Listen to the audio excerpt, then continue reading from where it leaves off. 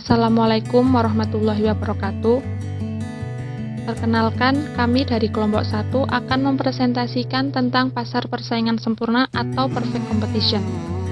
PowerPoint ini disusun oleh 1. Denny Marwah Fadia, 2. Winahyudia Utami, 3. Muhammad Alvin Mauludi, 4. Ginda Agusti, 5. Syafira Suryawardani, dan ke-6 Farizan Sastra. Sekarang kita memasuki bagian yang pertama, yaitu tentang definisi pasar persaingan sempurna. Apa yang dimaksud dengan pasar persaingan sempurna? Seperti yang sudah teman-teman lihat di PowerPoint, bahwa pasar persaingan sempurna merupakan suatu bentuk pasar yang terdapat banyak penjual atau yang biasa disebut dengan perusahaan yang menyediakan barang atau jasa yang sejenis atau yang kita sebut dengan homogen. Struktur pasar persaingan sempurna ini dapat disebut menjadi struktur pasar paling ideal. Kenapa dapat disebut demikian? Karena dalam sistem pasar persaingan sempurna akan menjamin terwujudnya kegiatan produksi barang atau jasa yang memiliki tingkat efisiensi tinggi atau optimal. Selanjutnya adalah ciri-ciri pasar persaingan sempurna. Yang pertama, terdiri atas penjual dan pembeli yang banyak. Nah, adanya sifat ini mengakibatkan perilaku penjual dan pembeli tidak bisa mempengaruhi keadaan di pasar. Karenanya, hanya sebagian kecil dari unsur pasar secara keseluruhan. Interaksi antar penjual dengan pembeli dianggap sebagai pengikut harga atau price taker yang menyebabkan harga di pasar ini bersifat tetap.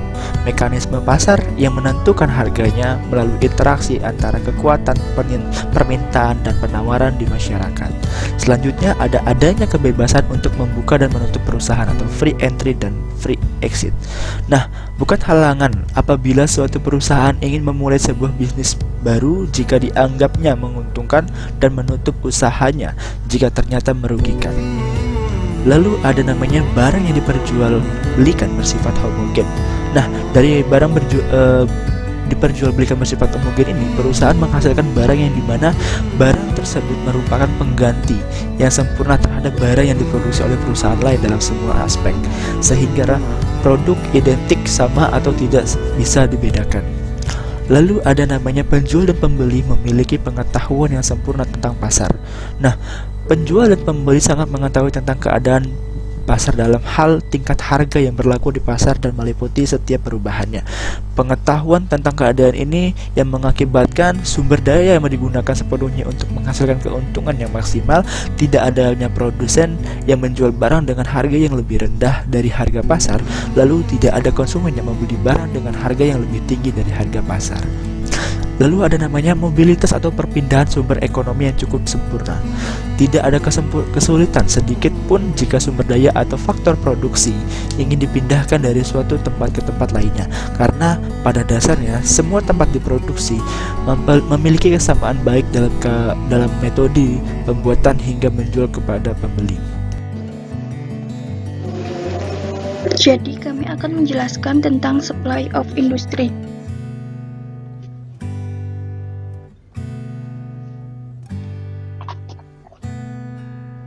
Kurva penawaran dari perusahaan dan industri dibagi menjadi dua, yaitu kurva penawaran jangka pendek dan jangka panjang.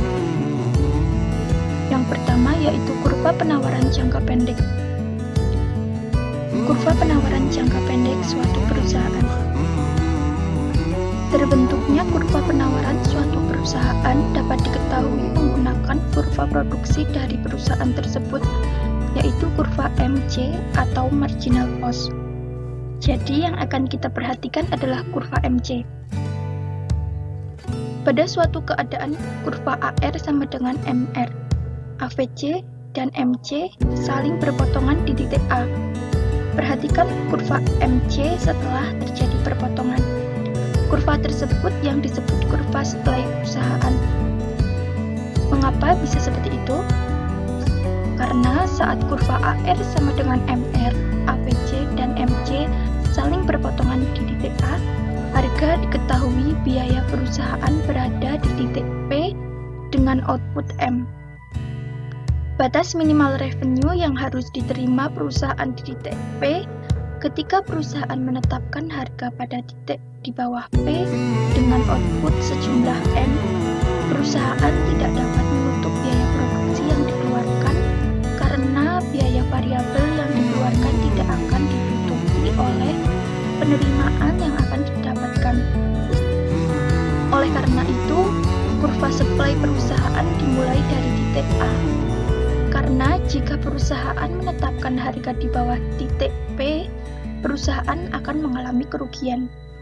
Ketika perusahaan menetapkan harga di titik P1, maka output perusahaan berada di titik M1 dan memotong kurva MC di titik P, sehingga AB merupakan kurva supply perusahaan.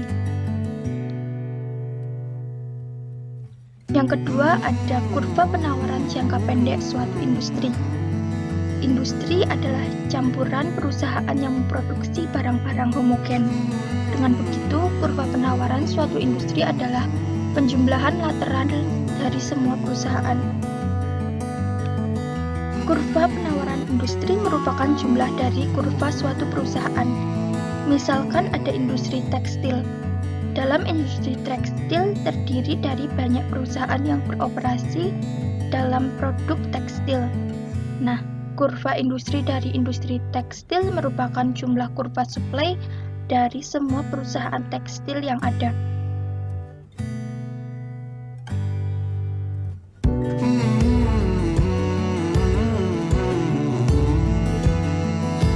Di sini kami mengasumsikan bahwa berbagai perusahaan dalam industri menghasilkan produk yang identik.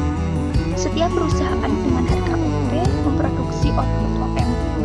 Itu karena semua perusahaan memiliki biaya yang identik. Pada harga OP, supply industri adalah 100 dikali M sama dengan 100 M. Demikian pula pada harga OP1, semua perusahaan industri memproduksi 100 dikali M1 sama dengan 100 M1 kuantitas output. Kuantitas ini akan disebut pasokan atau keluaran industri. SS adalah kurva penawaran industri. Poin E menunjukkan bahwa pada harga OP, penawaran perusahaan adalah OM dan total pasokan industri adalah 100 dikali M sama dengan 100 juta.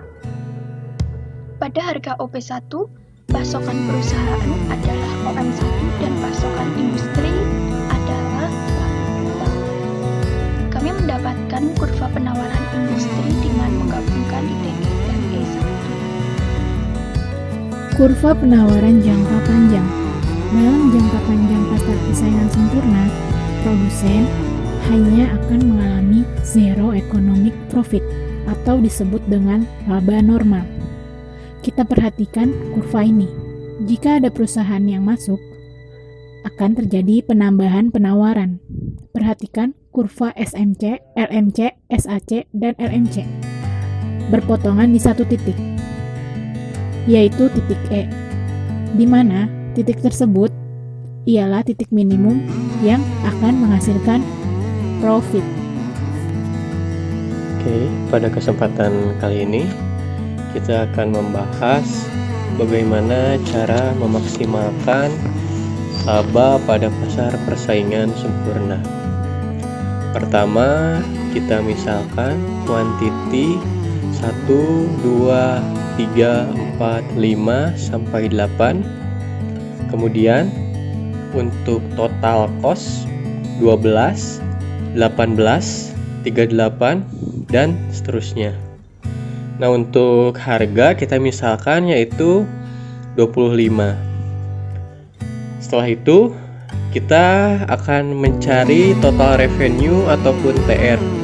Caranya yaitu P kali Q, yaitu harga 25 dikali kuantiti 1, yaitu 25. Terus kuantiti 2 dikali 25 sama dengan 50. Kuantiti 3 dikali 25 sama dengan 75, dan seterusnya. Selanjutnya yaitu mencari profit. Rumusnya yaitu TR dikurangi TC. Jadi untuk kuantiti 1 yaitu 25 dikurangi 18 sama dengan 7. Selanjutnya kuantiti 2 50 dikurangi 38 sama dengan 12 dan seterusnya. Selanjutnya untuk MR atau marginal revenue itu bagaimana sih mencarinya? Yaitu rumusnya itu TR dibagi kuantiti, atau secara sederhana selisih antara TR dan juga kuantiti.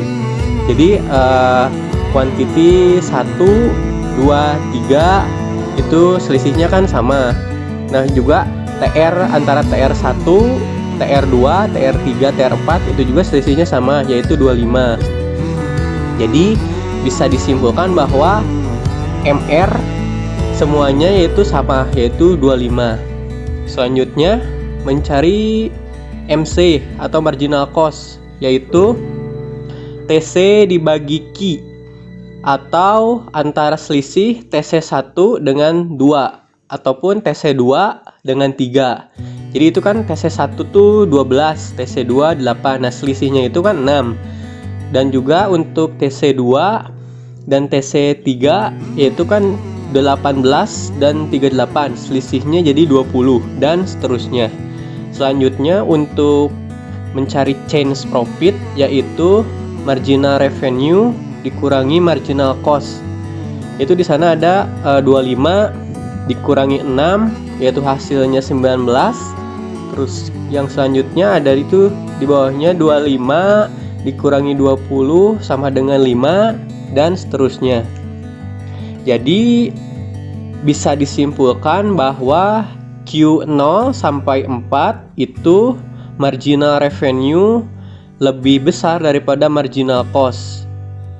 Untuk yang selanjutnya itu Q6 sampai 8 itu bisa disimpulkan bahwa marginal revenue lebih kecil dari marginal cost. Dan untuk Q5 karena change profitnya 0 di situ, bisa dibilang mencapai maksimalisasi harga ataupun maksimalisasi laba karena marginal revenue sama dengan marginal cost. Oke, selanjutnya yaitu long run decision atau keputusan jangka panjang. Nah, kita sedikit mereview dari penjelasan sebelumnya terkait persaingan sempurna.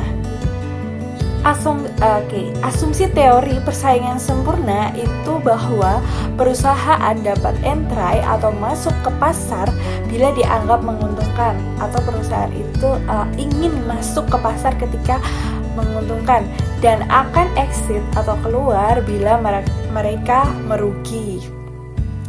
Nah, dalam jangka pendek, jika diperkirakan untung, maka akan menambah perusahaan yang masuk pasar, sehingga hal tersebut menyebabkan supply bertambah, yang nantinya akan menyebabkan turunnya harga. Oke, nah setelah itu, ketika terjadi turunnya harga, maka akan membuat turunnya keuntungan perusahaan pula. Nah, kondisi ini dalam jangka pendek disebut dengan short run. Dan dalam short run, perusahaan masih dapat bertahan. Tetapi berbeda ketika kondisi tersebut dalam jangka panjang akan membuat perusahaan itu exit dan harus keluar. Nah, jika hal tersebut terus terjadi sampai berulang hingga sampai perusahaan akan mengalami yang namanya zero profit. Oke, next.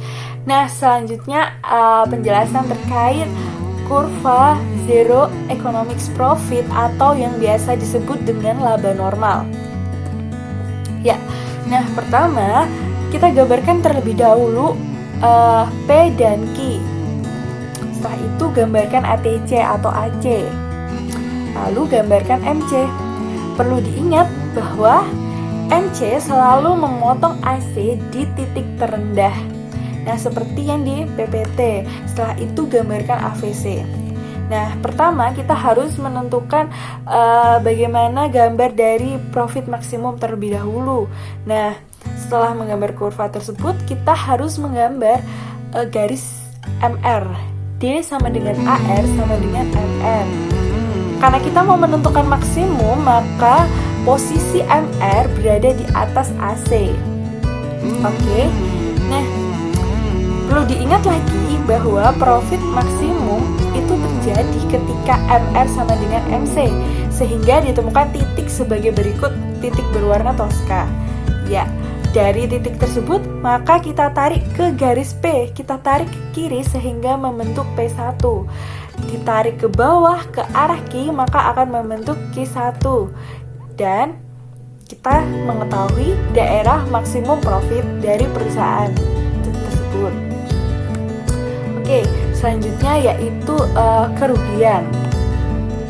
Nah, kerugian terjadi ketika ATC atau AC berada di atas garis MR. Nah, sehingga dalam PPT digambarkan lagi garis MR, garis biru yang baru, yang kedua itu berada di bawah ATC karena kita sedang membahas kerugian. Oke. Nah, perlu diingat lagi bahwa MC memotong MR di titik terendah. Lalu tarik garis ke kiri, maka akan ketemu price P2, tarik garis ke bawah akan ketemu Q2, sehingga kita dapat mengetahui kerugiannya. Nah, dari maksimum profit dan kerugian, maka akan ditemukan posisi zero profit sebagai berikut.